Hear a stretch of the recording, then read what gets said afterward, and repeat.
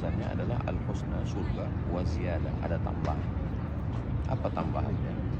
Ternyata kenikmatan yang paling hebat itu bukan bidadari, kebun-kebun korma, anggur, air susu, air sungai, air madu, bukan itu.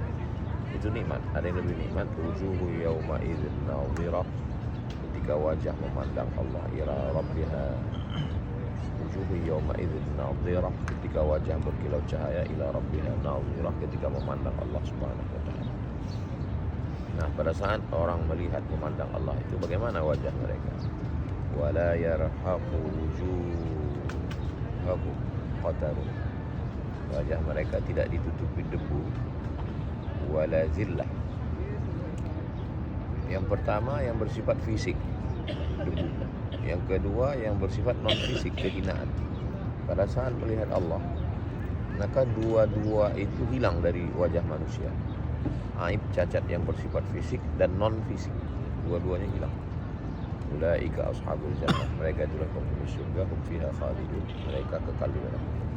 Apakah ayat ini terkait dengan wudu? Secara eksplisit tidak ada langsung ayat ini terkait dengan wudu.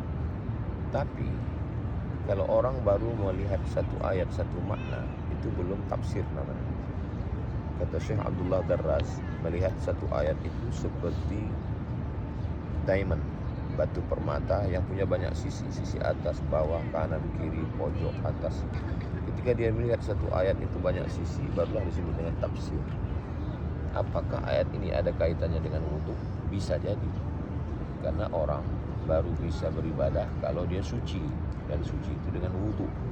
Wudu juga dalam kitab Sunan Ibnu Majah, ketika air membasuh wajah, dia tidak hanya menghilangkan debu, kotoran, tapi menghilangkan dosa fisik dan non fisik.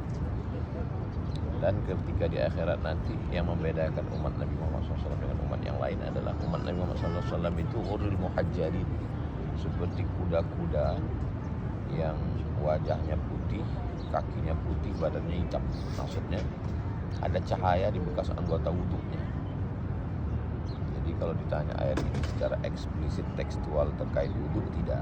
Tapi kalau secara tafsiriyah, secara penafsiran, interpretasi, bisa jadi hubungan dengan wudu, karena orang yang wudu istiqomah, lalu kemudian menjaga wudunya secara zahir dan batin, maka dia akan diberikan balasan surga dan memandang Allah. Dan ketika memandang Allah, tidak ada lagi debu yang bersifat fisik menodai wajahnya, dan tidak pula ada kehinaan.